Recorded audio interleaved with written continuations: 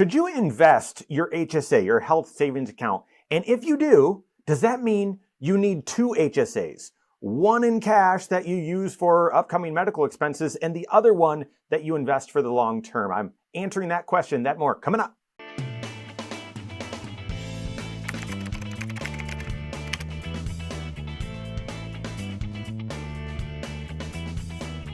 Investing your HSA can make a lot of sense. However, the circumstances need to be right. If you have a qualifying high deductible health plan that makes you eligible to contribute to a health savings account, you're not required to do so, but you're eligible to open up an HSA and to contribute to that HSA. If you contribute directly out of your paycheck, that contribution saves you federal taxes, state and local taxes, as well as FICA taxes. If you can't contribute right out of your paycheck, or you choose not to, or you're a 2% or greater owner in a business and you're not allowed to contribute out of your paycheck, then contributing out of your pocket to your HSA saves you federal taxes and state and local taxes. So it's pre-tax on the way in. All of the growth within your HSA, if it's earning some interest or if you invest it, all that growth is tax sheltered. And then when you withdraw the dollars from your HSA for qualifying medical expenses, things like a copay, things like prescriptions, those sorts of things, as you withdraw those dollars, it's tax-free. So this is the only tax vehicle, only tax shelter that is triple tax advantage.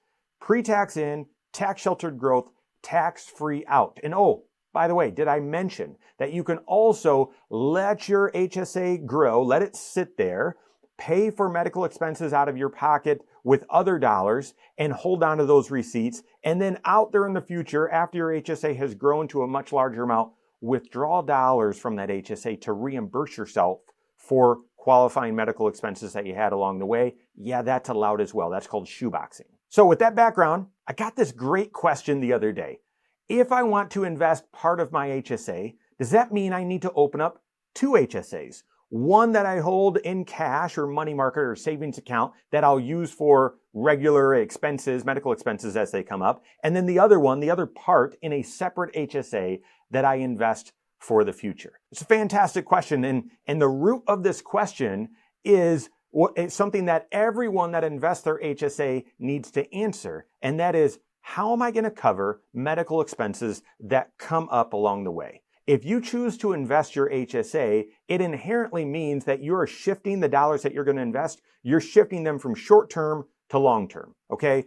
Investing is a long-term experience. Why? Because yes, the market does go up, but it can also go down. And if it's dollars, if you're investing dollars that you might need, if you break your arm or you get sick or need a surgery, and that happens to occur at the time the stock market has gone down, oh, that's a no-no, right? The dollars that you needed and you were depending on in the short term have now lost value. You don't have the dollars that you need. That's why choosing to invest your HSA, choosing to invest part of your HSA makes that part long-term. Because over the long term, over long periods of time, the odds of your investments being up and making money, they increase, right? And so giving yourself the time for those dollars to grow and go through the ups and downs, that's where the HSA and that tax sheltered growth and that tax-free withdrawal out there in the future can really, really be amplified.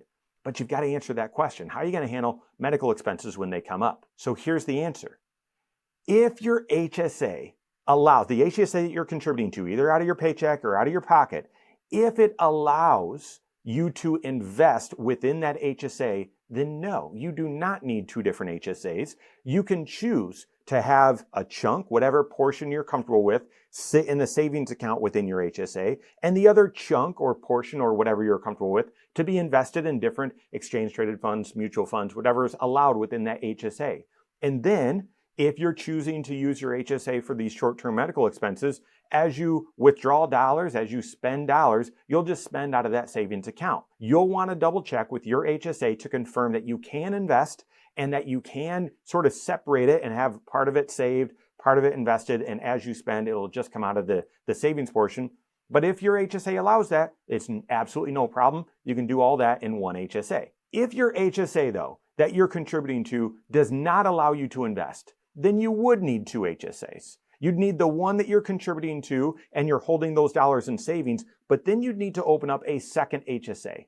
somewhere else, somewhere that allowed you to invest, whether that's at Fidelity or another investment brokerage company that can house your HSA that you can invest in it. And what you would do is do a transfer from your HSA, whatever part you wanted to transfer and invest, you would transfer it from the one that you're contributing to that you can invest in, that you can't invest in, transfer it over to the one that you can invest in. And therefore, you've got two HSAs.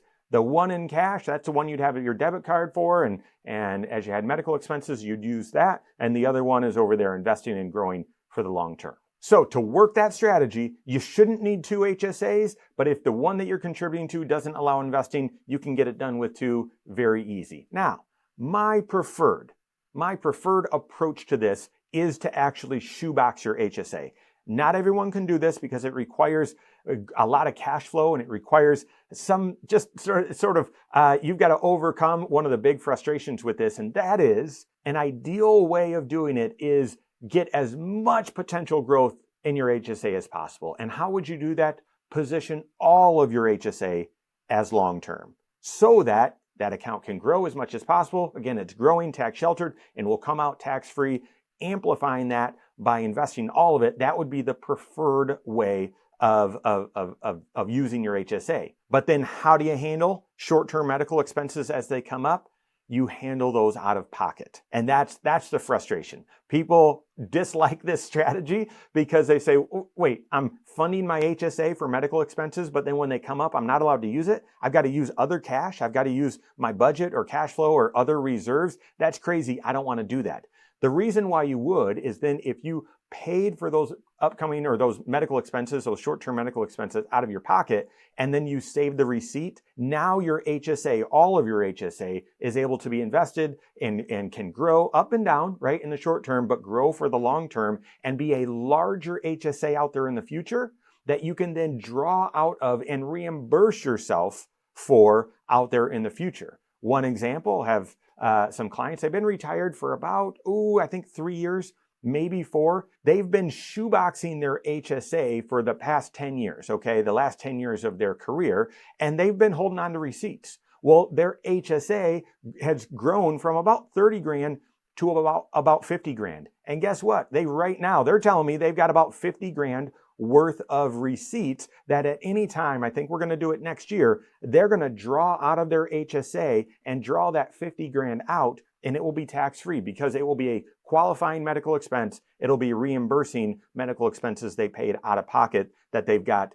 receipts for in a shoebox. And doing that was a benefit because that allowed their 30 grand to grow to 50 grand. They weren't invested very aggressively. It allowed their 30 grand to go to 50 grand. So they've got $20,000 of growth that will all be tax-free. That if they were using their HSA in the short term, real time to cover those medical expenses, they wouldn't have been able to get that growth. Does that type of strategy make sense for you? And if so, would you implement that with just one HSA? How would you invest it? What's the plan for covering those short-term expenses? You'll want to work through all of that with your certified financial planner. If you have a CFP on your team, fantastic. If you don't, you can contact one on my team. Find us online, Korhorn.com. That's Korhorn with K. WiseMoneyShow.com. You can find us there as well, or give us a call, 574-247-5898. All right, there you have it. Go out and take your next wise step in your financial life.